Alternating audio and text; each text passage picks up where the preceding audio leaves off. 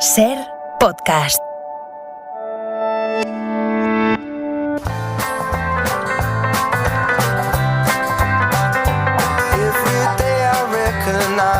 What's deceased and what's alive, but don't repeat what I just said until gold has turned to lead, then all the tales will be. Manuel Javois, buenas noches. ¿Qué tal, Pepa? Buenas noches. La temporada de fichajes en el PP, así se podía titular esta serie. Hoy la vicesecretaria de Organización de los Populares, Ana Beltrán, ha abierto las puertas del partido a Albert Rivera.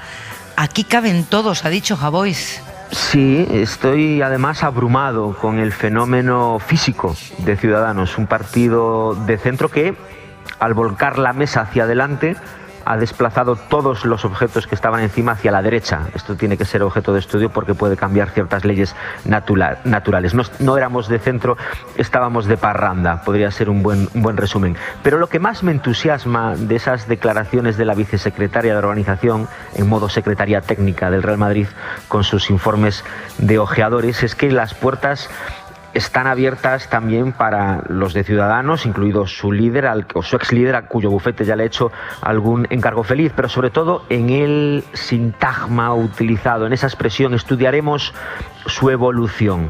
Yo he pensado automáticamente, viendo los últimos tuits de aspirantes como Toni Cantó en el Museo de la Evolución de Burgos. Hay que preguntarle al PP qué departamento y cómo estudiará la evolución de sus pretendientes, si habrá una operación triunfo, y deberá también el Partido Popular hacerse una pregunta un poco incómoda: ¿no estará la peña evolucionando demasiado como para pararse en el PP? ¿No deberían seguir algunos hasta la siguiente parada?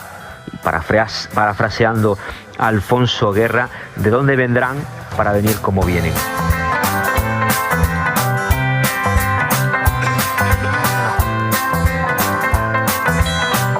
Te has ganado el fin de semana, querido. Que descanses. Muchas gracias, un beso muy grande. Chao. Un beso, hasta el lunes, adiós.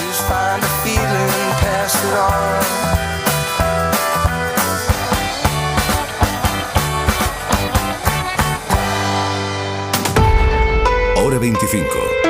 Pepa Bueno. Chimo Puig, presidente de la Generalitat de Valencia. Muy buenas noches. Hola, muy buenas noches. Le confieso que he tenido una extraña sensación de normalidad, como no recordaba al llegar hoy a Valencia en un tren con mucha gente, con mucha alegría por llegar aquí. ¿Usted teme que sus buenos datos de contagios, que son muy buenos, puedan sufrir con esta aluvión? Bueno, en primer lugar quiero decirte que estamos encantados de que estéis aquí y que vengan muchas personas a la Comunitat Valenciana. Esta es una comunidad absolutamente hospitalaria y que lo que quiere es reencontrar lo más rápidamente posible la normalidad.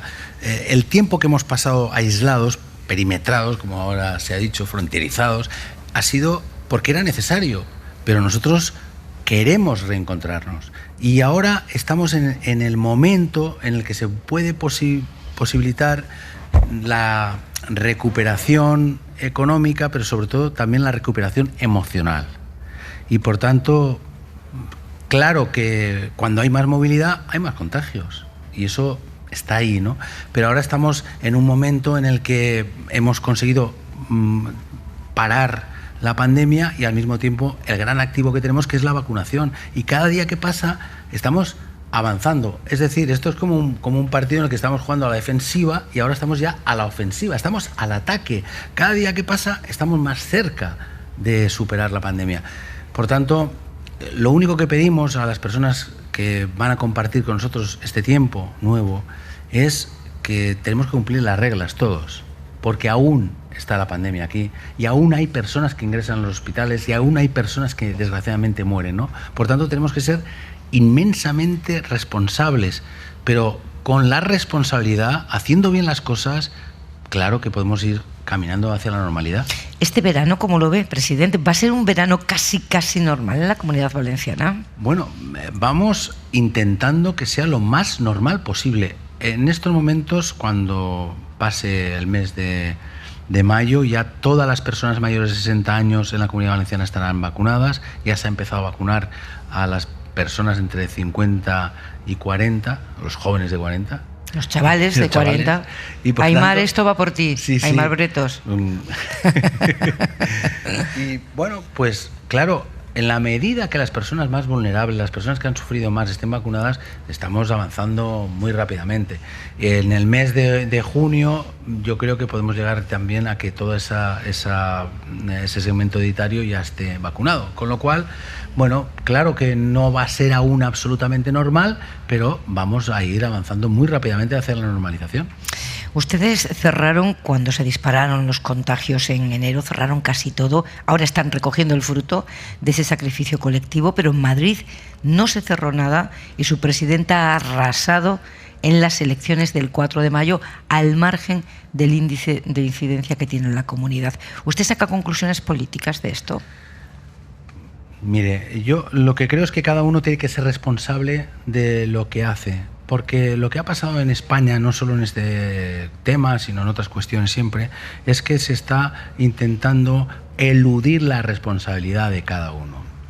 Y esto es un Estado autonómico en el que durante esta parte de la pandemia las comunidades autónomas hemos tenido la responsabilidad. Y a cada uno se le habrá de juzgar cuando pase todo y se tendrá que ver cómo han funcionado las distintas maneras de encarar la pandemia. Y desde luego, yo lo que me remito es a los resultados desde el punto de vista de las comparaciones, que siempre son odiosas, pero bueno, son comparaciones, entre tanto desde el punto de vista sanitario, del resultado epidemiológico, como del resultado económico. Por ejemplo, en la Comunidad Valenciana, en todos los indicadores está mejor que en la Comunidad de Madrid. Que eso finalmente tenga un resultado electoral u otro, pues es que las elecciones no son matemáticas, intervienen muchos factores, intervienen muchas cuestiones, pero desde luego yo lo que creo es que el juliganismo no es la manera de abordar el futuro de un país.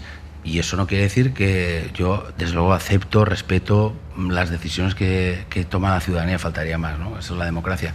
Pero también digo que incluso los resultados electorales se pueden analizar y se pueden criticar. Si no, yo creo que no hay ningún tipo de condicionamiento más allá de lo que es una opinión, ¿no?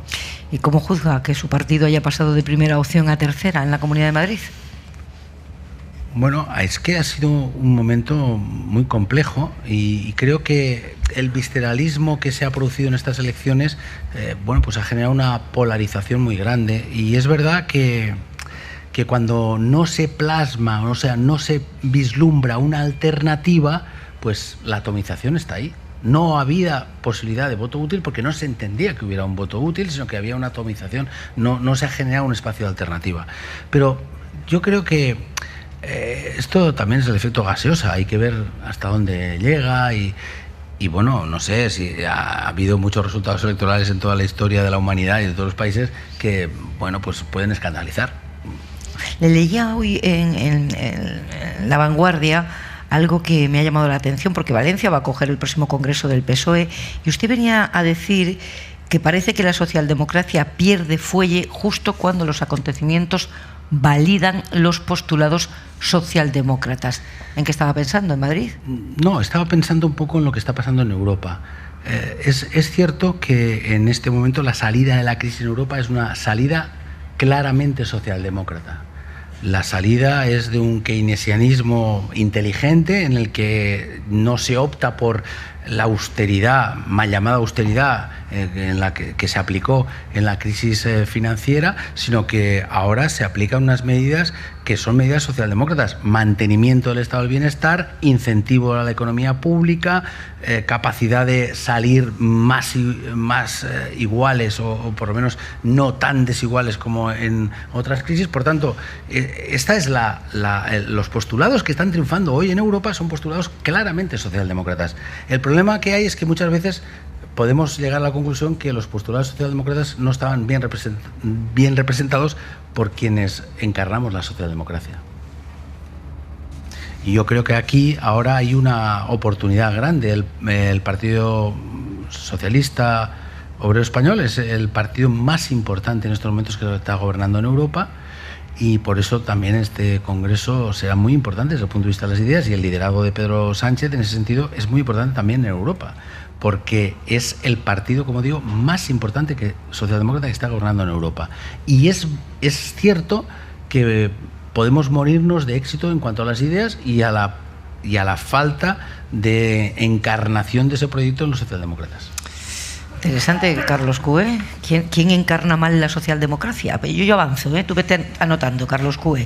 ¿Quién encarna mal la socialdemocracia? ¿Cree que el Gobierno central, por no olvidarme de la pandemia, ha gestionado bien esta desescalada? ¿Usted puede aplicar medidas que los jueces le han prohibido a otras comunidades autónomas? Por ejemplo, el toque de queda. En primer lugar, durante esta pandemia hemos tenido todos los mismos instrumentos. Es cierto que en algún caso algunas comunidades no han visto validado por su Tribunal Superior de Justicia las medidas que planteaban. Yo tengo que decir con total claridad que, visto desde fuera, la actitud, por ejemplo, del Tribunal Superior de Justicia del País Vasco yo no la entiendo. No entiendo, porque en una situación muy difícil, cuando el Gobierno vasco ha pedido una serie de medidas que eran razonables, no se las ha atendido. Sinceramente, no lo entiendo. Pero el marco referencial era un marco razonable, porque yo he visto en las conferencias del presidente quien pedía de una manera absolutamente insistente tener la capacidad de decidir directamente. Pero yo no entiendo, además, ahora, por ejemplo, como alguna comunidad autónoma que nunca ha querido el toque de queda, ahora se queje de que no hay toque de queda o que no hay estado de alarma, cuando no querían el estado de alarma. Aquí yo quiero decir lo que decía al principio, es que cada uno debemos asumir nuestra responsabilidad. Y no hay una solución mágica y hay una arquitectura normativa que al final dé satisfacción a todos. Porque es cierto que incluso con el estado de alarma, los tribunales también han decidido en momentos determinados cuestiones contra las restricciones. Al final, aquí de lo que se trata es de, con el marco normativo que hemos tenido, cómo cada comunidad autónoma ha elaborado su propio discurso y su propia actuación. Pero esta sensación de caos no revela falta de liderazgo del Gobierno central. Yo creo que caos habría el mismo. El caos que alguna gente plantea es aquello que me acuerdo de Chumi Chúmez cuando decía yo o el caos, y la gente que estaban allí decían el caos, ¿no? Quiero decir, no sé, sinceramente creo que el caos... Pero, perdona, presidente, y terminaba esa viñeta, el caos, decía la muchedumbre, y decía el que les hablaba del Estado. Da igual, nosotros también somos el caos. Hemos hablado muchas veces con el presidente de la Generalitat de Valencia sobre el estigma que arrastra esta comunidad con los años de corrupción del PP, pero ahora mismo hay abierta una operación anticorrupción que afecta a cargos de su partido, del Partido Socialista del País Valenciano. Bueno, es muy lamentable y es muy triste. Hace referencia a ese pasado y vamos a ver exactamente qué es lo que pasó. En cualquier caso, nosotros hemos tomado las decisiones de una manera absolutamente inmediata. En el caso del subdelegado del Gobierno... ¿Lo conocía? ¿Lo había tratado? Sí, me imagino claro, que sí. Y me cuesta muchísimo poder pensar que haya cometido algún delito de estas características. En lo humano, me cuesta muchísimo, ¿no? A mí me llama la atención lo que la SER viene contando, que en teoría, presuntamente, lo acusan de aceptar dinero en los años de Rita Barberá, cuando él era la oposición, dinero que le habrían pagado para guardar silencio ante la corrupción. Nosotros, en ese tiempo, como partido, lo que no hemos hecho en absoluto ha sido guardar silencio. De hecho, ya sabe que estuvimos personando en el caso Gürtel, hemos estado personados y además perseguidos por esta situación. Por eso me parece todo como muy difícil de explicar. Pero yo, desde luego, respeto a la justicia, respeto a las fuerzas de seguridad y bueno, pues tenemos que esperar. Nosotros hemos adoptado las medidas preventivas y desde luego forma parte de ese pasado que queremos superar, esa hipoteca reputacional enorme que ha sufrido la Comunidad Valenciana y que afortunadamente, bueno, pues eso ya forma parte de un pasado que hay que, desde luego, que hay que perseguir, ¿no? Y si cualquier incidencia de estas características, sea quien sea el actor o el responsable, pues tiene que llegarse hasta el final, porque necesitamos respirar con toda la decencia que necesita una sociedad democrática. Dice, refiriéndose al señor Rafael Rubio, que puede haber un caso personal, pero hoy han registrado en las últimas horas la vivienda de quien fue responsable de las finanzas de su partido durante décadas en esta comunidad, el señor Cataluña. ¿Teme que esa investigación pueda salpicar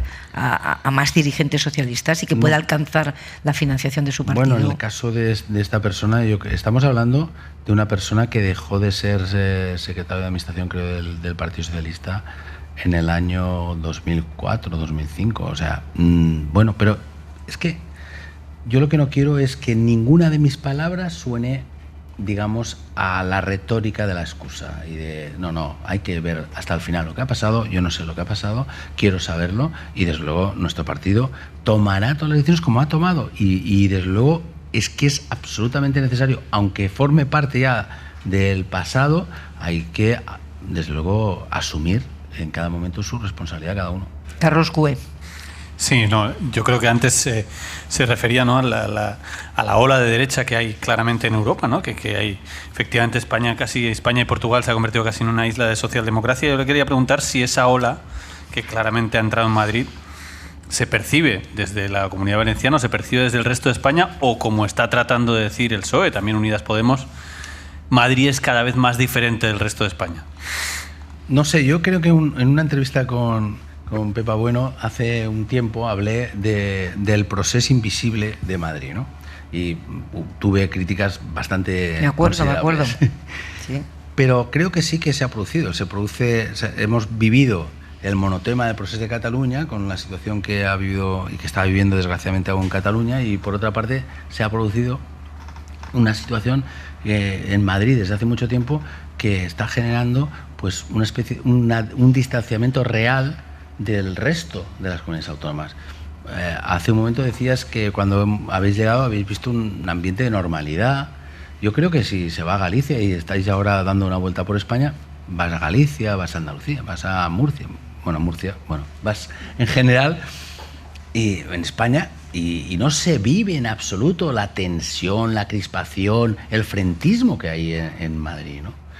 Y tenemos un problema, porque claro, el efecto aspirador en lo económico de Madrid, el efecto también de concentración mediática, todo esto, y económica, por supuesto, pues todo eso hace al final que parece que España sea Madrid, y Madrid es España, pero España es mucho más que Madrid. Y por tanto, bueno, pues habéis estado en Extremadura, entonces, es que las Españas son bastante diferentes a lo que es la España única, uniformada, permanente, no sé. ¿Y hay cambio de ciclo o no? No, yo creo, no sé, esto se verá en el futuro. Pero lo que ha pasado en Madrid es muy especial, muy específico, ha habido unas circunstancias muy determinadas y, bueno, también, oye, hace unos meses vimos en Cataluña que el Partido Popular está a punto de quedarse fuera del Parlamento. Bueno, yo no quiero hacer ningún tipo de equiparación, pero lo que está claro es que han sido unas elecciones muy condicionadas por un momento político determinado. Y además sí que hay muchas cosas que podemos analizar. A mí me preocupa, lo que me preocupa y lo que subyace un poco es el individualismo. Si es verdad que finalmente se ha votado sin tener en cuenta el efecto solidario que significa tener que hacer sacrificios para salvar a las personas, eso sí que me preocupa. Porque aquí, si estamos como estamos, es por el enorme sacrificio que ha hecho la ciudadanía, por los valencianos y por las valencianas, no por los gobiernos, ha sido no por nuestro gobierno, ha sido porque la ciudadanía ha estado ahí, ha estado sufriendo, y los empresarios de la hostelería han estado sufriendo, pero eso al final ahora ha dado resultados. Y eso es una conciencia ciudadana, es un patriotismo cívico, no es un identitarismo. Es un patriotismo cívico, y yo estoy encantado de lo que han hecho, o sea, feliz con lo que han hecho los ciudadanos de esta comunidad y sobre todo los jóvenes, tantas veces estigmatizados. Perdona, aquí los jóvenes han hecho un ejercicio de responsabilidad extraordinario. Pero vamos a ver, presidente, me encanta oírte y la convicción con que lo haces. Dos cosas. Uno, vamos a regañar al electorado de Madrid. O sea, cuando se hacen las elecciones, ¿es para cambiar al gobierno o para cambiar al electorado? Y otra cosa te quería preguntar, con la experiencia como presidente de la Generalitat de Valencia. Para ti, como presidente, ¿tú tienes esas sesiones de control en el Parlamento? ¿Las tienes?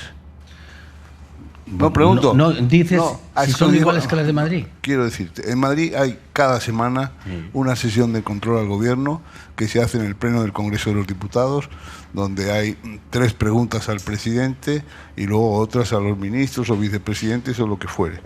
Son escandalosas, desde mi punto de vista. Pregunto, ¿cómo son aquí? ¿Tú aprendes algo de la oposición?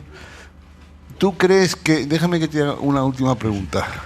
¿Tú crees que puedes influir en el comportamiento de la oposición? Yo creo que sí.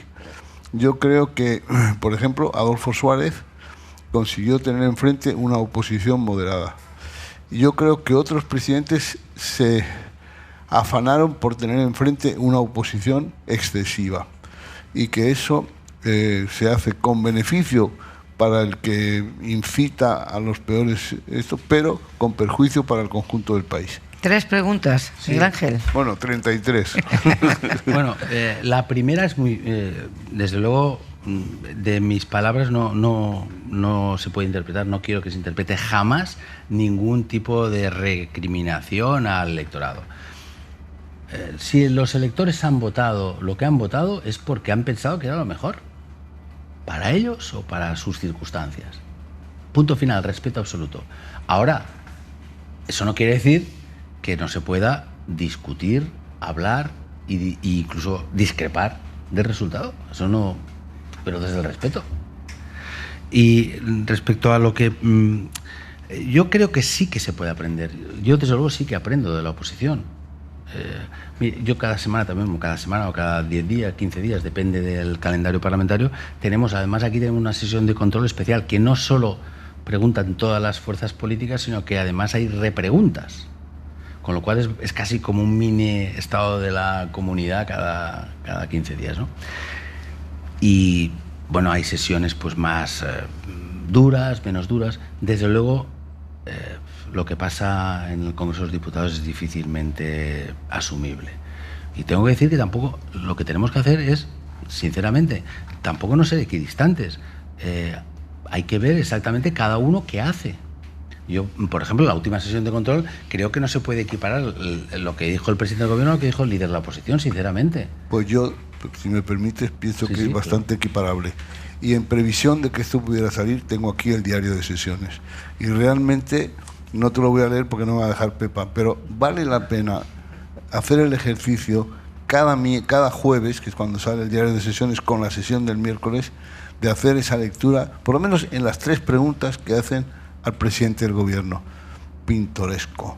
Es decir, el señor Casado, antes de hacer la pregunta, ha descalificado por completo al presidente del gobierno. Pero es que el señor presidente del gobierno, que no contesta ninguna de las preguntas, también le descalifica de arriba a abajo. O sea que, y esto mientras el gobernador del Banco de España está diciendo, oiga, que esto es serio, que hace falta un consenso, que si no las reformas no van a poder hacerse con la continuidad y con la profundidad que hace falta. Y los demás, estos del Congreso están en Belén con los pastores. Le responde el señor Puig y luego Lola, ¿eh? Sí, bueno, yo sinceramente... tampoco no es que esté todos los días siguiendo las sesiones de control, tengo mucho trabajo. Que hay obsesos, Hay enfermos de los documentos. Pero yo, sinceramente, en la última sesión, como mínimo, no vi esa actitud. Creo que lo que está claro es que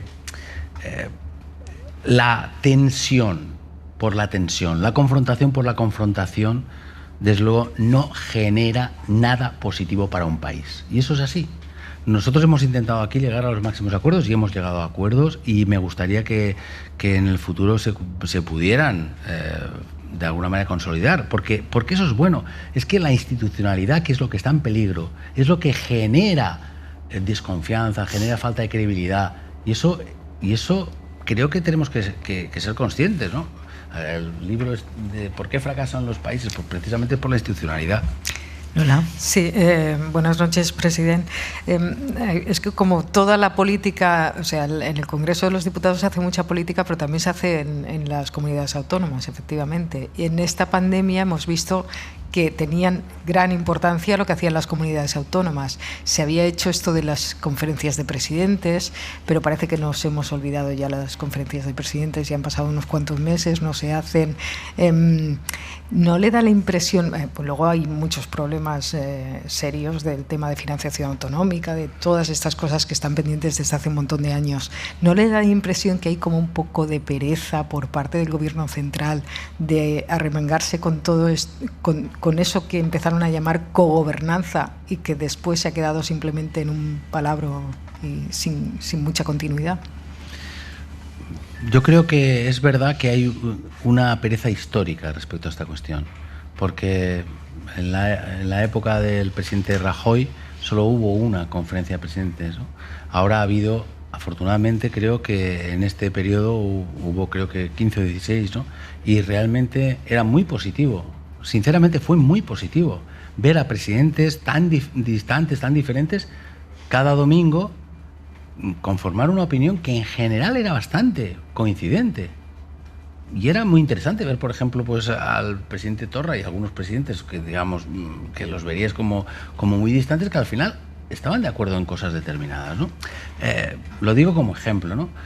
Y sinceramente creo que este espíritu es fundamental para España, es básico. El problema que tenemos es que, de hecho, hay una centralización objetiva, y está ahí. Y esa no es la España real. Y además, sobre todo, lo que hay que aceptar de una vez por todas es la existencia constitucional del Estado de las autonomías. Y lo que falta es todo lo que son los espacios federalizantes. Eso es lo que falta.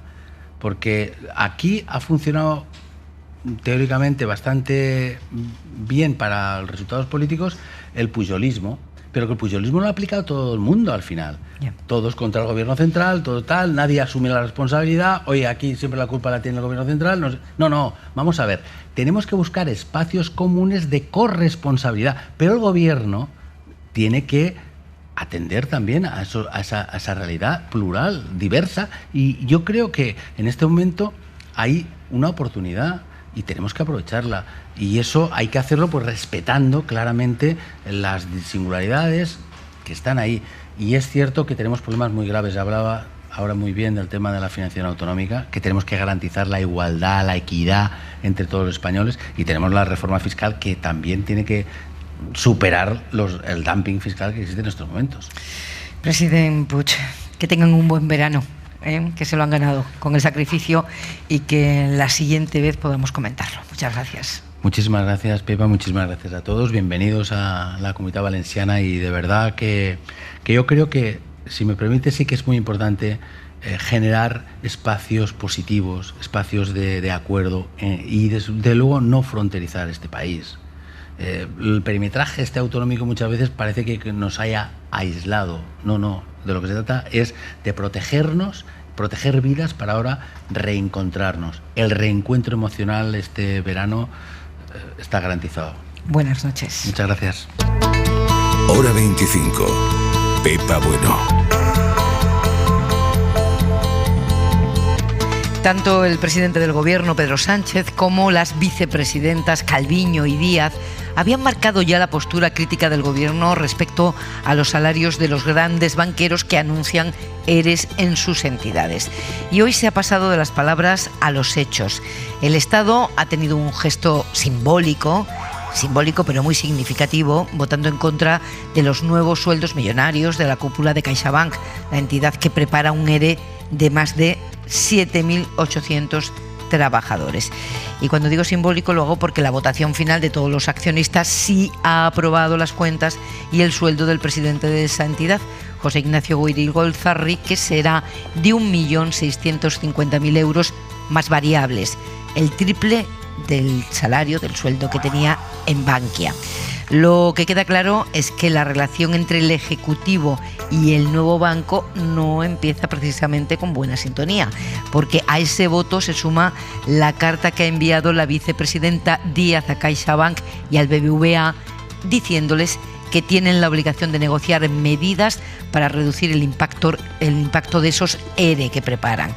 Aunque después la propia vicepresidenta y ministra de Trabajo reconocía que el Gobierno no tiene mucha mano para detener los despidos masivos. A reforma do Partido Popular eliminou a autorización administrativa que había respecto dos despidos colectivos, non?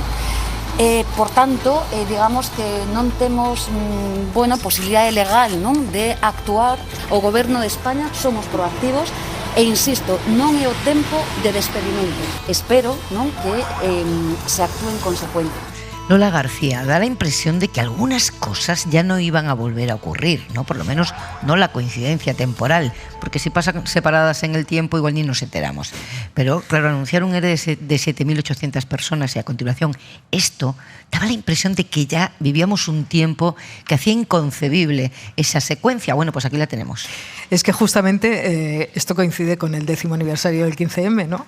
Y claro, aquello ocurrió porque efectivamente había una conjunción, digamos, de factores que hacen que explosione aquel movimiento. Pero entre esos factores, que son muchos, una crisis brutal, unos recortes, la austeridad, incluso aquel discurso moralista de vivimos por encima de nuestras posibilidades, que parece ser que solo afectaba a las clases medias y trabajadoras, resulta que miraba a la gente hacia arriba y lo que veía eran unos políticos corruptos, unos banqueros que ganaban unas millonadas impresionantes y que acabaron pasando muchos por los juzgados, ¿no? Y parecía que efectivamente, no digo que en el caso de la cúpula de CaixaBank estén en una situación de pasar por juzgados, pero parecía que esa cierta ejemplaridad había venido y se iba a quedar, ¿no? Y claro, cuando ves que en medio de un ERE histórico de casi 8.000 personas, de 8.000 trabajadores, se plantean unos sueldos que ellos dicen que están por debajo de la media del mercado, digamos, del sector, pero que a todo el mundo le parecen, en fin, más que voluminosos, pues es un poco sorprendente, ¿no? Y entonces, claro, que la participación del Gobierno, del Estado, después de que además Bankia se le prestó tanto dinero, prácticamente se le prestaron 24.000 millones y ha devuelto menos de 3.000, pues me parece que es que no tenía otra opción tampoco el FROP que esta, ¿no? Si no, el escándalo hubiera sido mayúsculo. Miguel Ángel, ¿tú cómo lo ves? Vamos a ver. No tienes el micrófono puesto. Tiene puesta la mascarilla. Tiene puesta la mascarilla de despedir al presidente. Ahora ya tiene el micro. Venga, vamos a ver. Primer asunto. ¿Qué parte del accionariado, o sea, qué porcentaje de las acciones de la fusión de Bancaixa tiene el Estado español? 16%. Un 16%. Bueno, con un 16%, querida Pepa, vamos, a mí me dan un 5% y le revuelvo la Junta y se la machaco.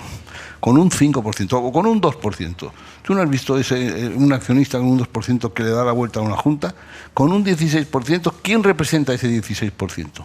El FROP. ¿Quién está al frente del FROP? ¿Cómo en una Junta General, teniendo el 16%, no se le puede dar la vuelta a eso? A mí que me lo cuenten, porque no me lo creo. O sea que la gente tiene tendencia a maximizar sus beneficios o sus sueldos. Bueno, pues eso es muy humano. Parece que la codicia, parece ser, que viene de fábrica. O sea que hubo aquel momento tremendo, no sé si te acuerdas, cuando los de Adán y Eva, que nos echaron del paraíso. Yo era del curso siguiente. Bueno. Al tuyo. Y entonces, pues, la gente...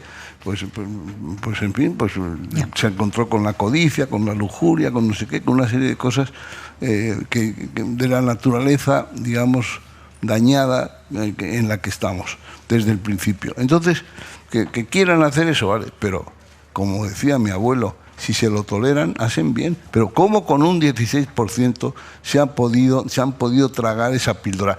¿Cómo, vamos a ver, se fusionan dos bancos porque esto es lo mejor que nos conviene, esto es una maravilla? ¿Y la primera decisión cuál es? Echar a 8.000 tipos. Bueno, o sea, se ha cumplido eso que se dice, reunión de pastores, oveja muerta. Se reúnen y ya de momento... ¿Tú te acuerdas, esto, Pepa, cuando lo que daba prestigio era crear empleo. Pero ¿te acuerdas? No me acuerdo. No. Sí, yo sí me acuerdo. Y va a crear no sé cuántos empleos y eso, en fin, se convertía en una persona admirable. Pero luego pasamos, no es la primera vez que pasamos por esta situación, en otro momento en que lo que daba verdaderamente prestigio entre los empresarios, lo que puntuaba entre ellos, ¿tú cuántos has despedido? Yo he despedido 2.000. 2.000, con eso no vas a ninguna parte. Nosotros hemos despedido 15.000. Ole ahí. Este merece un premio del Círculo de Empresarios. ¿Comprendes? No está mal visto lo que dice Miguel Ángel Aguilar, ¿no? Con el 16%, un gesto simbólico al final, ¿no? No, con el 16%, por cierto, el FROP votó a favor la primera vez de este salario y la segunda vez ha votado en contra. Es que la gestión efectivamente de ese voto del 16, ahora yo voy, no hace tanto tiempo, voy hace 9 años, que es cuando se intervino Bankia y se le metieron 24.800 millones de euros. Yo estaba en esa rueda de prensa del Consejo de Ministros, donde se anuncia eso, y donde preguntamos, lo pregunté, me acuerdo, porque preguntamos varios, pero yo pregunté específicamente, ¿vamos a recuperar este dinero? ¿Qué se va a hacer con este dinero? ¿Qué se va a hacer con la entrada de 25.000 millones de euros? ¿Quién estaba en la rueda de prensa? ¿Guindos? Luis de Guindos. En ese momento, 25.000 millones de euros, y la vicepresidenta primera también estaba, Soraya de Santa María. 25.000 millones de euros era una barbaridad, sigue siendo, pero en ese momento, en un país angustiado con un rescate bancario que nos tuvieron que hacer, con un incremento de la deuda, estamos en un hablando... país que había hecho un recorte brutal en sanidad y en educación por 10.000 millones. Estamos hablando de que hacía un recorte de 10.000 millones ese país, que ya venía de un recorte de Zapatero, que le costó claramente las elecciones, Rajoy haciendo unos recortes, subiendo los impuestos en una situación dificilísima, y ese año 80.000 profesores que no se contrataron esa temporada, en fin, los ajustes en sanidad que hubo que hacer. En ese momento 25.000 millones nos dijeron, no hay otra, esto hay que hacerlo, y además en esa rueda de prensa dijo, vamos a recuperar el dinero. Bueno, esos 25.000 millones, como decía Lola, del orden de 3.000 se calcula que en el mejor de los casos se recuperará un 25, un 30% de esos 25.000 millones. Dice, bueno, pero entonces servirá para algo haber metido 25.000 millones en el sistema financiero. Bueno, de momento ni siquiera sirve para controlar el salario del presidente de esa nueva entidad. Ni siquiera sirve, porque nos ha explicado, la ministra de Trabajo ha mandado una... Pero como reformó el PP en todo eso, otra de las cosas que pasó, una reforma laboral que incluía que el Estado ya no tiene capacidad de parar un ERE, que antes lo tenía. Había una autorización previa. Carlos, o sea, es que han pasado una cantidad de cosas pero Carlos, de verdad, plena crisis no podemos, que se ven ahora. No podemos.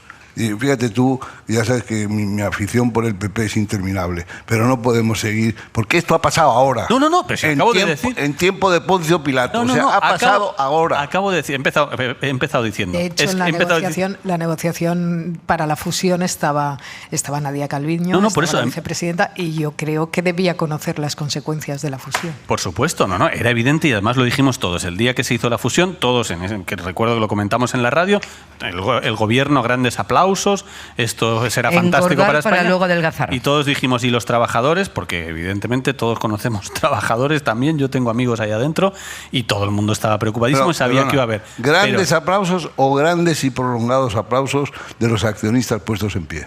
No, pero evidentemente lo que hay es, cada vez que hay una fusión, yo tampoco entiendo eso, cada vez que hay una gran fusión en España parece que hay un entusiasmo, parece que esta es la salvación, y todos sabemos que después de las grandes fusiones van despidos. Pero insisto, no es por volver a hace 9 años con el tema de si PP o no PP, me da igual el PP. Lo que estoy diciendo es el sistema, no es el problema, no es el PP. El problema es el sistema que hemos permitido, porque además no es una cosa que haya pasado en todo el planeta, no es verdad. Muchos países que metieron la cantidad de dinero que hemos metido nosotros recuperaron el dinero. Luego, alguna parte de análisis como sociedad tendremos que hacer de qué hemos hecho tan mal para que no solo no recuperemos el dinero, sino que como país no tenemos capacidad. Yo creo que deberían tener más. Ni pedimos cuentas. Ni efectivamente nadie va a hacer un análisis de eso. Incapacidad de gestión por parte de los sucesivos gobiernos y olvido por parte de la ciudadanía que no pide cuentas por este dinero que era nuestro. Pepa, pero que Carlos no se culpabilice. ¿Qué hemos hecho? Tú no has hecho nada, pobre Perdona, Carlos. yo también. Tú has estado en tu sitio, tú has hecho preguntas. Algo habremos hecho. Tú no has hecho nada. Vete contento de aquí y no te quiero ver que salgas de aquí culpabilizado. De ninguna manera. Pero gracias por eximirme, pero no lo acepto. Pero fijaos que en paralelo a esta noticia que afecta a los sueldos de los directivos de una banca que viene de ese origen que ya se ha descrito en esta mesa, en paralelo Mario Draghi hace el súper gesto peligrosísimo de decir: yo no voy a cobrar mi salario de primer ministro. Que tampoco es eso. Que es una barbaridad. Es una barbaridad. Porque es una barbaridad. Porque ese señor tiene un trabajo bastante estresante y el trabajo se paga. No, y sobre podemos discutir cuánto, pero que el trabajo sobre se todo paga. Es que si pretendemos que a la política se vaya gratis, irán los ricos por su casa. Y además, que se decía, ¿no, el Lola? mensaje de trabajar gratis es peligrosísimo. Bueno, cuando es una llegaron demagogia peligrosísima. Cargos, y yo recuerdo cuando llegaron los comunes al Ayuntamiento de Barcelona, lo primero que hicieron fue recortar los sueldos de una manera bastante ¿Y qué pasó después? Pues luego pasó que se arrepintieron bastante. Mira. Ahí te estaba esperando. Porque efectivamente ser político y hacerlo además con ganas, pues requiere mucho tiempo, mucho además esfuerzo. Y lo siento, es así. Ya sé que puede sonar mal, porque lo fácil es criticar a la clase política, pero requiere su tiempo, requiere su dedicación y es un esfuerzo y hay que pagarlo. Y además hay que valorizar esa tarea. No se puede considerar que es algo que no valga. Y además el político responde de su honradez personal. Pero también, mi querida amiga, y de eso sabéis mucho, en Madrid y en Barcelona y en Alicante, también responde de la honestidad de su entorno. A mí no me sirve de nada que el señor Draghi, por ejemplo, que no será el caso, no cobre, que haya un montón de parásitos alrededor llevándoselo crudo, ¿comprendes?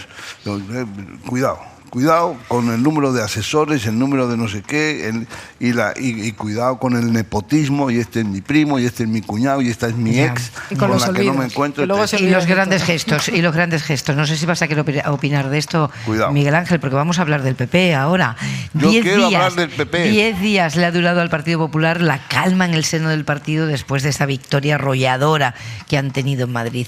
Mientras Pablo Casado surfea la cresta de la ola, ¿no?, que arrastra desde aquellas elecciones, pues Núñez Feijóo, este viernes, el varón popular que siempre tiene algo que decir, ha dicho algo que no sé a vosotros, pero a mí me ha dejado perpleja. A mí me gustaría que el Partido Popular en España hubiese un cambio de ciclo político y volviésemos otra vez, pues hombre, en fin, a hacer una política más occidental, más europea, más previsible, en un momento además en el que se necesita subir un poco el listón de la política para gestionar realmente los problemas de la gente. O sea que el PP en este momento está haciendo una política poco occidental, poco europea, poco previsible. Deduzco. Y con el listón abajo. Deduzco, ¿no? Vamos a ver. ¿Qué? Poco occidental, poco europea y poco previsible. Yo creo y con el listón bajito. Yo creo que el presidente de Galicia se ha expresado con palabras así, pero eso es hueco. ¿Qué quiere decir?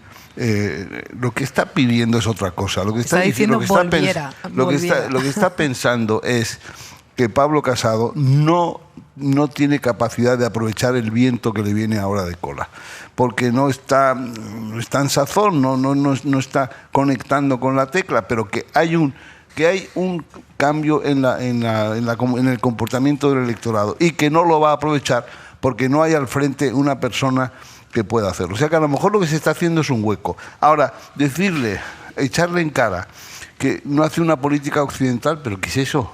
Bueno, yo pensaría...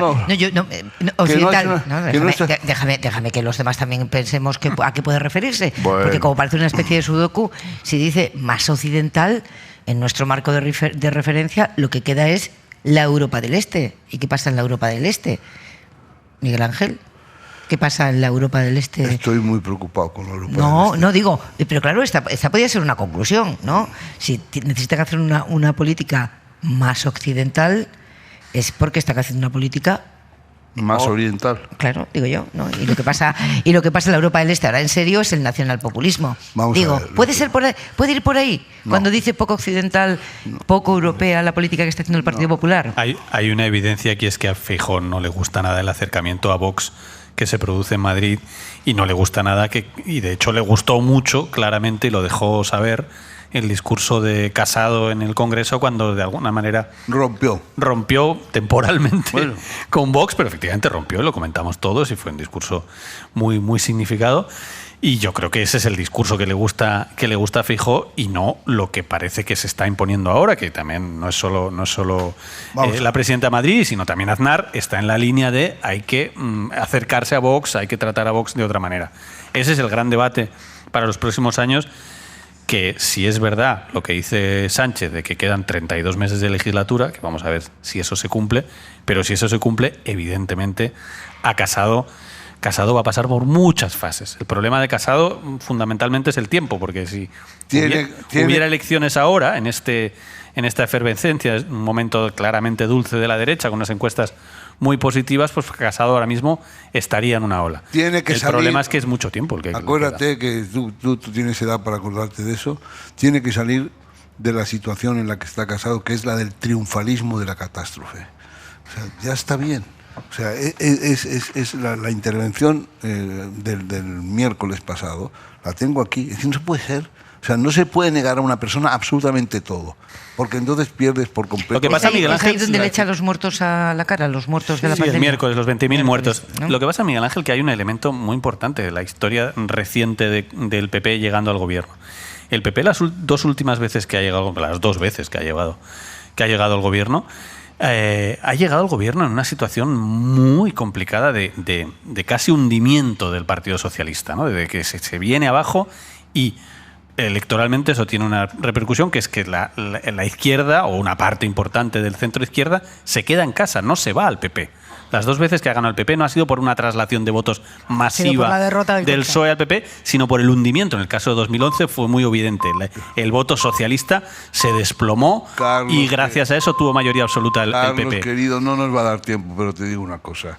En Madrid ha votado casi, en Madrid casi el 80%. No. Esta historia... Perdona, Miguel Ángel, te estoy diciendo las otras dos veces. En Madrid es evidente que no se ha producido eso. No se ha producido un desplome del electorado socialista. En Madrid ha ganado el PP porque ha arrasado, la derecha se ha movilizado como nunca, sin duda. Pero y la izquierda. Y sí, ¿no? Y la izquierda. Sin duda. Lo que pasa es que esa broma de que cuantos más votos mejor para la izquierda es falsa. No estoy diciendo eso. En Madrid además se ha demostrado falsa, porque en Madrid ha habido un resultado espectacular y la derecha ha arrasado. Estoy de acuerdo contigo. Estoy diciendo, las dos veces que ha llegado al poder el PP, ha llegado en una situación de emergencia nacional. Y la tentación es así. El 2011 es una crisis con un 20 y tantos % de paro, y en el 96 con una situación de corrupción, de escándalos sin padre. Claro, que ahora nos parece de niños. Bueno, efectivamente, pero efectivamente se produjo en ese ambiente. Yo no, en fin, tú te acuerdas más que yo, pero me acuerdo perfectamente. Yo ya votaba y se produjo esa situación.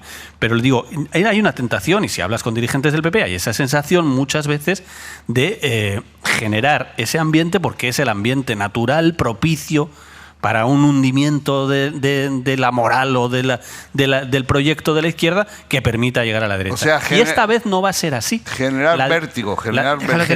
Yo creo que esta vez, evidentemente, si hay suerte y si no tenemos una segunda crisis brutal, lo más probable es que las elecciones lleguen en un momento completamente diferente. Y eso hay que ver qué pasa. No lo sabemos, porque hasta ahora no ha pasado. Pero las elecciones van a llegar, la normalidad dice que en 32 meses estaremos en una situación económica estable, por lo menos. No sé si creciendo un montón, pero por lo menos una situación mínimamente estable. No se va a producir ni del 2011 ni del 96 en principio. Y ahí hay que ver, porque desde luego el PP, si llega al poder, llegará de otra manera. Y eso lo tiene que reinventar Pablo Casado. El gobierno confía mucho en esa curva que tú describes, ¿no? De que si todo va bien, la pandemia se controla, llegan los fondos europeos. Es verdad que el gobierno confía su suerte a eso, ¿no? Que habrá un cambio de estado de ánimo. Pero ojo que en los ciclos históricos, cuando se cierran, el electorado en cualquier caso puede tener la tentación de decir, bueno, ya era otra cosa. ¿Te acuerdas, Churchill? ¿Vale? Churchill. No quiero citarlo porque ya me da pudor citar a Churchill. Pero efectivamente, hombre, ¿no? Se cierra el ciclo. Estábamos en Downing Downing Street tú y yo. Sí, aquella mañana. ¿Qué pasó? Sí. Pues que había ganado la guerra. ¿Qué pasó? Que perdió las elecciones. Sí. O sea, eso también puede ocurrir, ¿no? Que se cierre un ciclo y el electorado pide otra cosa. Menos en Cataluña. Bueno, antes cuando hablabais de lo de Madrid, de que había subido la derecha, pero también la izquierda, es que en las situaciones estas tan polarizadas, que allí en Cataluña también lo hemos vivido, resultaba allí también que en teoría los no nacionalistas o los no independentistas, si se movilizaban, el día que se movilizaran, ganarían a los otros. Pues no, se movilizan todos al mismo tiempo. En el País Vasco pasó lo mismo. Exacto. En Sábana, pues ya lo tienen ustedes. Los dos suben. Yo creo que, al hilo de lo que comentaba Carlos, yo creo que lo que Feijóo está poniendo de manifiesto, aparte de sus, digamos, consideraciones más personales de situarse como posible alternativa, es justamente que le está pidiendo a Casado que se construya una alternativa, que ya esto no va de que, como podía parecer por la pandemia, que el gobierno se iba a hundir, que ya lo íbamos a derrocar, esto ya estaba hecho y por tanto es aquello de quítate tú que me pongo yo y ya está, sino que hay que empezar a construir una alternativa con sus personas de referencia, con sus discursos de referencia, que no son simplemente pues esas sesiones del Congreso destructivas y broncas, ¿no? Pues os voy a poner lo que ha dicho hoy Pablo Casado, que ha criticado que el presidente del Gobierno utilice la expresión inmunidad de rebaño. Y que se deje ya de cantar el cuco, todos los días diciéndonos cuántos días quedan para la inmunidad de rebaño. España no es un rebaño. ¿Qué hacemos con esto, Miguel Ángel? Pues mira, con esto tenemos poco que hacer. Pero en fin, y no nos pagan también para tanto, pero en fin, le podríamos realmente encaminar por otro sendero y nos iría bastante mejor. Yo creo que es a esto, a lo que se refiere Núñez Feijóo, en definitiva, ¿no? ¿Sabes es a esto. ¿Sabes lo que habría que hacer? Eso lo podría hacer solamente Pedro Sánchez. Pues es no dar eso, hacer oídos sordos a esas historias. Que por otra parte, eso de hacer oídos sordos, Sánchez lo domina, porque cada vez que le insultan de la manera más vil, los de Bildu, los de nuestro amigo Rufián, el otro, oye, es que como si no le hubieran dicho nada. Muchas gracias, señor diputado. Vamos a explorar áreas de cooperación, porque entre lo que ha dicho, pero pues si acaba de decirle las mayores barbaridades. Es que a la Moncloa llegan con un poco de sordina estas cosas. No. Pero, sin embargo, es un picajoso tremendo. Cuando dice estas tontunas, como si no lo hubiera dicho, como si lo hubiera dicho Rufián. Usted reaccione como si lo hubiera dicho Rufián. Esa es la manera de ir cebando la bomba en la buena dirección. Es sorprendente lo de Casado. Evidentemente no ha sido su día más feliz, creo que ha tenido días bastante más brillantes en su oratoria, pero al margen de eso, a mí me sorprende esta semana de Casado, porque yo pensaba que después del exitazo indiscutible, o sea, hablábamos antes, es que no es discutible, o sea, no se ha desmovilizado la izquierda, ha sido con una participación récord, han arrasado, con lo cual, después de ese exitazo, uno se esperaría otro ambiente. En la sesión de control del otro día, uno se esperaría un Casado mucho más fuerte, el Casado que hemos visto en otras ocasiones, que en el Parlamento ha Casado. Que podía permitirse la templanza, puesto que ha tenido un éxito tan arrollador. Que tenía, un protagonismo mayor, una cosa más fuerte. Y yo les vi especialmente bajos a los dos, a Casado y al presidente Sánchez también especialmente bajo, pero el presidente Sánchez era más previsible porque acaba de llevarse un golpe brutal y, bueno, están un poco todavía noqueados en la Moncloa. Pero Casado, yo pensé que esta semana estaría de otra manera. Pues esto es lo que ha dado de sí la semana, el día y casi esta noche que hemos compartido con los oyentes de Hora 25, con los oyentes de la SER que han querido estar con nosotros en la Marina de Valencia. Nos quedan todavía varias cosas. Nos vamos a ir ahora a publicidad. Y después yo les invito a escuchar una delicia de entrevista sobre una delicia de libro. Algo que nos saca un poquito de nuestro día a día y que nos lleva a los últimos días de un genio, los últimos días de Gabriel García Márquez.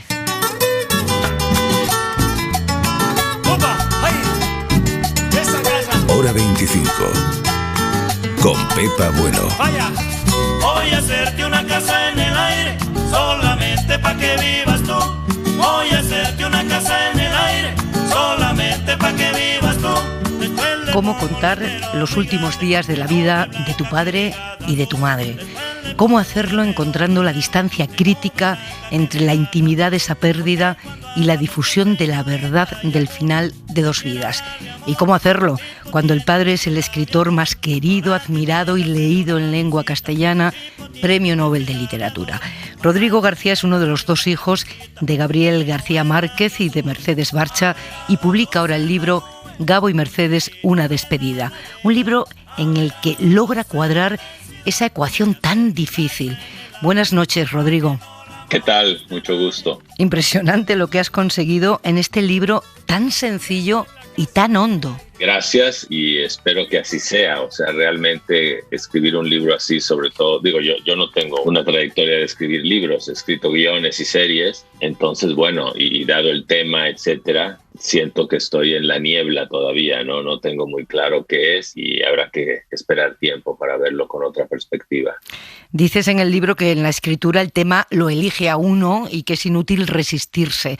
¿De qué necesidad nace este libro, esta crónica íntima que ahora se convierte en pública? Bueno, ni siquiera nació como libro, sino que Gabo entró a una fase un poquito peligrosa, delicada. Se habló inicialmente de que probablemente tenía unas complicaciones que le dejaban solo meses de vida, pero de pronto cambió el panorama y hablaban ya de 3 semanas. Entonces, claro, estábamos viviendo ahí las últimas 2 semanas alucinantes, en casa todos. Y bueno, empecé a pensar que eso era una cosa que valía la pena recordar en detalle, hacer notas de mis propias impresiones. Inicialmente fue una especie de diario que luego se convirtió en algo que sería para nosotros, para la familia, pero claro, a medida que pasaron los días profundizaba cada vez más, entonces ya no era solo lo que pasaba, sino mis impresiones. Y bueno, al final de las 3 semanas y luego el homenaje a Gabo, etcétera, y una semana después mi regreso a México, pues ya tenía lo que podría ser una pequeña memoria, aunque, como digo en el libro, no estaba muy convencido de que era algo que se podía publicar o se debería publicar. Finalmente era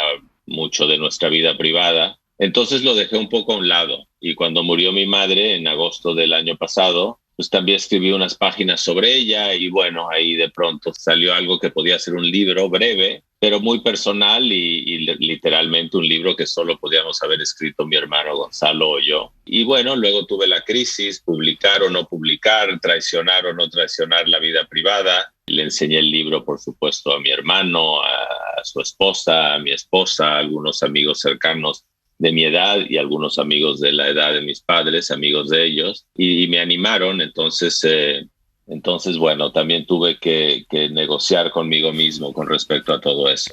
Ese pudor intelectual que recorre buena parte de las reflexiones que están en ese libro en el que cuentas las pérdidas de memoria de tu padre, el proceso implacable de la enfermedad, cómo se dirige a tu madre cambiándole el nombre o ese momento en el que ya no os reconoce y sin embargo, pese al dolor, siempre hay en el relato un atisbo de la alegría y la lucidez que surgía de vez en cuando entre esa bruma, ¿no?, que era su memoria, como cuando escuchaba vallenato, por ejemplo. Sí, cuando escuchaba, menciono en el libro, en las épocas ya más profundas de la pérdida de memoria, todavía se acordaba mucho de los poemas que se sabía de memoria, sobre todo los del siglo de oro español, y cuando perdió esa capacidad todavía se acordaba de la letra de las canciones, de los vallenatos, por supuesto, que es su música colombiana de cabecera. Y aún cuando perdió la capacidad para recordarse de la letra, se acordaba de melodías, pero aún, como digo en el libro, hasta el último momento, en los últimos días, era capaz, a pesar de las brumas, de tener un sentido del humor, de reírse de algo, de hacer comentarios productos de una mente confundida, pero que tenían la estampa de su propio sentido del humor y de las cosas que a él le hacían reír. Y cuentas también que a pesar de su fama y de su éxito, siempre sospechó de las dos, como si aquello no lo hubiera conseguido gracias a su talento, sino que era algo que le había sucedido. ¿Le pasaba a él lo que a ti te pasa? Porque confiesas en el libro que la humildad es tu forma preferida de vanidad. Me ha encantado eso. Bueno, o sea, yo no tengo el tipo de fama y de éxito que tengo que preguntarme a mí mismo qué sucedió.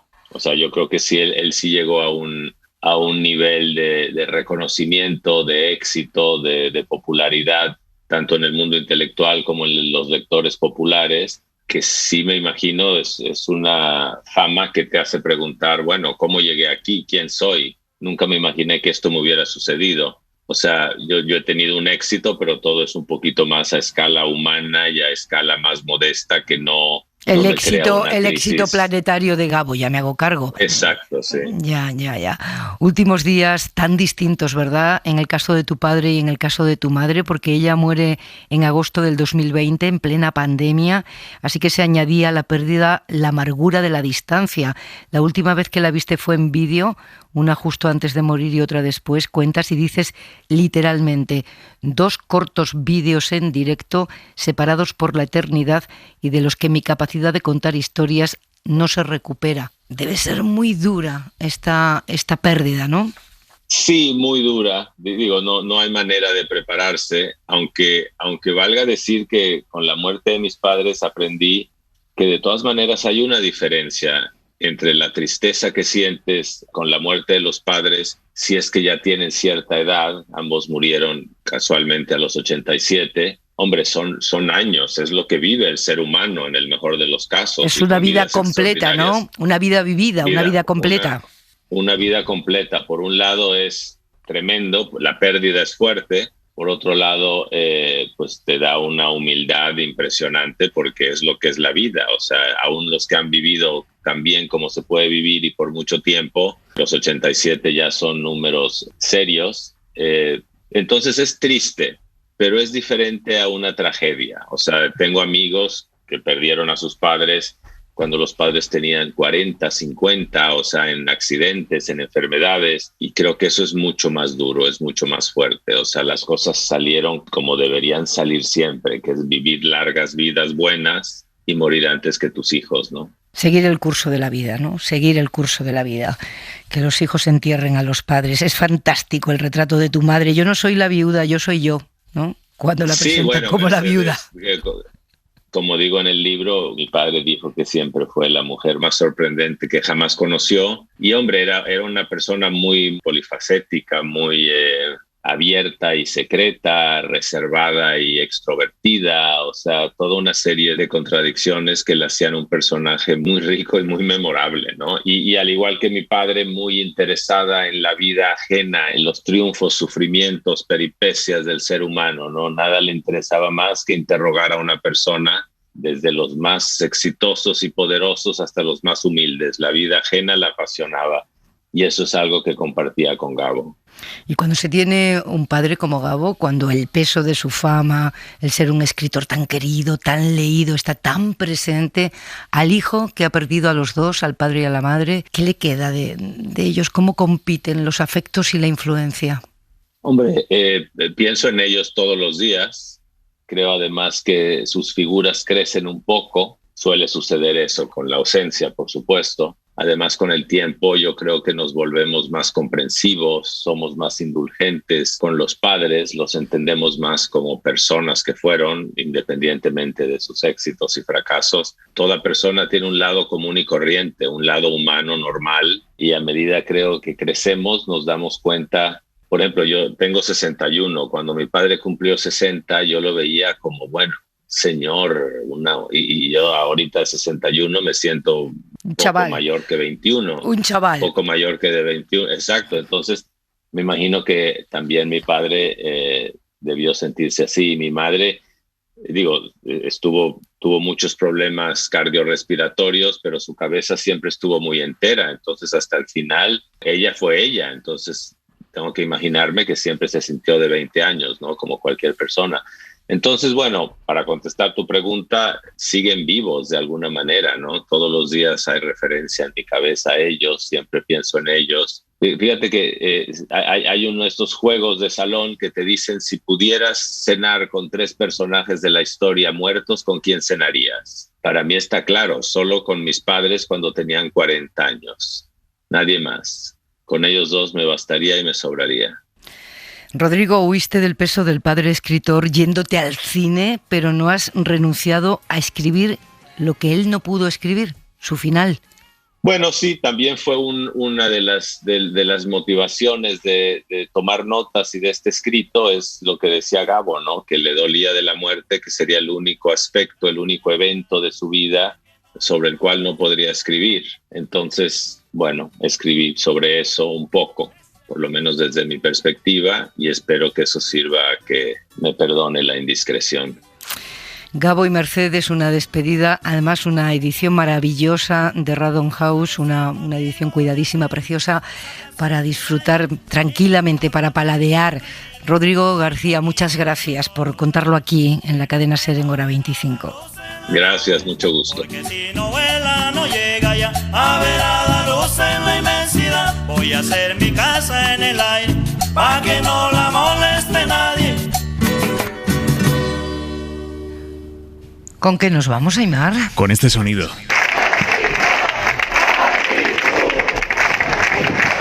Es el sonido de las protestas esta tarde en Zalla, en Euskadi, porque el gobierno vasco ha decidido dejar de buscar ya a Joaquín Beltrán, el trabajador que murió sepultado en el derrumbe del vertedero de Zaldívar hace 1 año y medio. Sí se consiguió rescatar el cadáver de otro compañero, pero no el suyo, y después de haber cribado 400.000 metros cúbicos de residuos, después de haber invertido 21 millones de euros en las tareas de rescate durante este año, se cierra la operación, dando por hecho que va a ser imposible ya encontrar a Joaquín. Solo unos meses después del derrumbe, cuando ya la familia empezó a hacerse la idea de que no iban a recuperar el cuerpo, el hermano de Joaquín le dijo esta frase al periodista del País, Pablo Ordaz: ¿cómo voy a decirle a mi madre que tendrá que llevarle flores a Joaquín a un vertedero? ¿Cómo voy a decirle que un vertedero será el cementerio de su hijo? Un asunto irresuelto, bien doloroso y que sigue ahí. Nos vamos a ir y queremos irnos como hemos empezado este programa, con el optimismo que provoca venir a Valencia, sabiendo que tiene 31 casos por cada 100.000 habitantes. ¿Se acuerdan ustedes, que nos están escuchando desde cualquier otro punto de España, esta pelea con el descenso de la curva? Aquí está en 31 por cada 100.000 habitantes. Eso provoca mucha esperanza que hemos visto en los trenes que nos han traído hasta aquí, en las calles, en las terrazas, y queremos irnos con alegría, con música. No podemos terminar este programa desde la Marina sin música de artistas de esta tierra, y hoy nos acompaña el grupo Bombay. Un aplauso para recibirlos.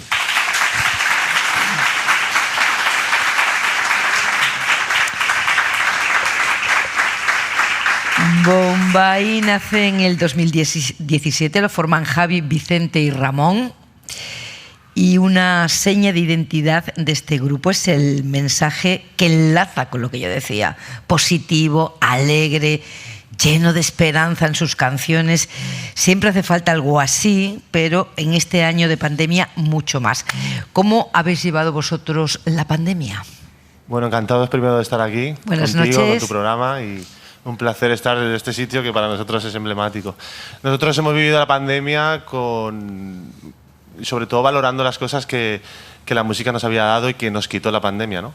Y valorando a la familia, valorando esos momentos que no hemos estado con ellos, y también viviendo de cerca un caso de COVID, ¿no? ¿Habéis tenido sí, en la familia? Mi padre estuvo bastante malito, quiero mandarle un saludo desde aquí, que seguro que me lo va a agradecer mañana.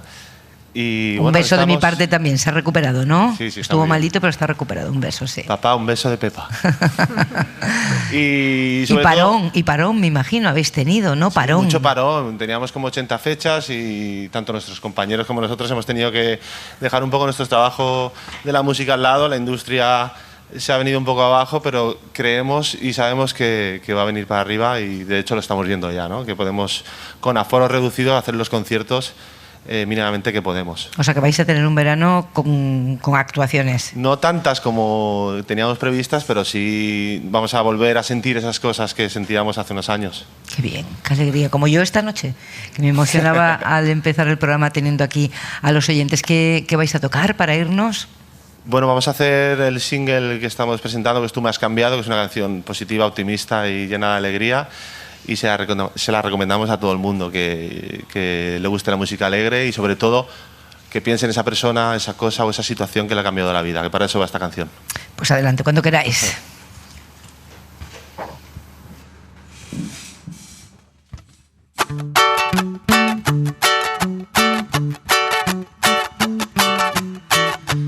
Cuando me encontraba al borde del abismo, de vuelta de todo en un punto final, sin una esperanza, sin un clavo ardiendo, sin un salvavidas en medio del mar. Cuando yo pensé que había vivido todo y perdí el billete hacia nunca jamás, dado por sentado que no queda nada, nada que perder. Y apareciste tú me has hecho vudú, hiciste que mi cielo se pintara de azul. Y apareciste tú entre la multitud y tengo que decir, tú me has cambiado, suerte la mía al poderte encontrar. Me complementas, eres mi mitad, como el sol y la luna, el agua y la espuma del mar. Tú me has cambiado, como nunca pude imaginar, y de tu mano me dejo llevar. Me quitan las dudas, qué buena fortuna me das. Tú me has cambiado.